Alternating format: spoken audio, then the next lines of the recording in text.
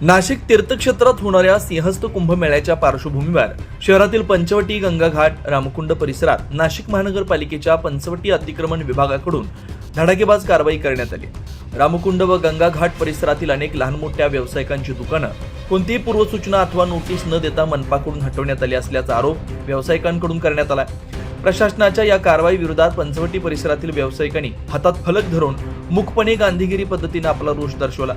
गेल्या 50 ते 60 वर्षापासून आम्ही या ठिकाणी व्यवसाय करतो। आमच्याकडे कोर्टाची कायदेशीर परवानगी देखील आहे, तरी देखील कोर्टाच्या आदेशाला केराची टोपली दाखवत स्थानिक प्रशासन ही कारवाई केली असल्याचा आरोप यावेळी स्थानिक व्यावसायिकांनी केला।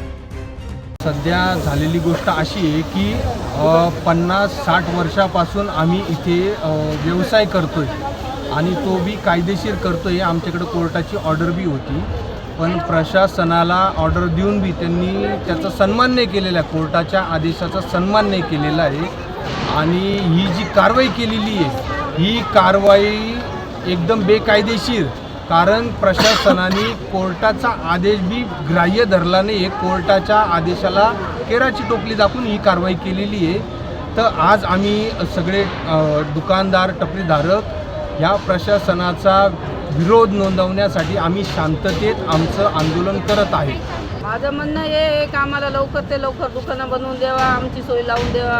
आम्ही खायचं काय, राहायचं कुठं, खायचं कुठं, आम्हाला काही व्यवस्था नाही आहे। आणि नम्र विनंती आहे, तर मग आम्हाला रोजचं खर्च पाणी सुटत होतं ते बी बंद झालं। आम्ही कुठं काय करायचं, काय खायचं, कसं राहायचं। ही कारवाई थेट उपजीविकेवर घाला घालणारी असल्याचं सांगताय आणि लवकरात लवकर आम्हाला आमची दुकानं नव्या स्वरूपात थाटून द्यावी ही मागणी केली जाते। कुंभमेळ्याच्या नावाखाली व्यावसायिकांवर अन्याय होत असल्याचा आरोप करत व्यावसायिकांनी या कारवाई विरोधात फलकांच्या माध्यमातून आपला रोष दर्शवला। आता या प्रकरणावर मनपा काय भूमिका घेते याकडे संपूर्ण नाशिकचं लक्ष लागलं। 9 न्यूज महाराष्ट्रासाठी प्रतिनिधी अनिल केदारे, नाशिक।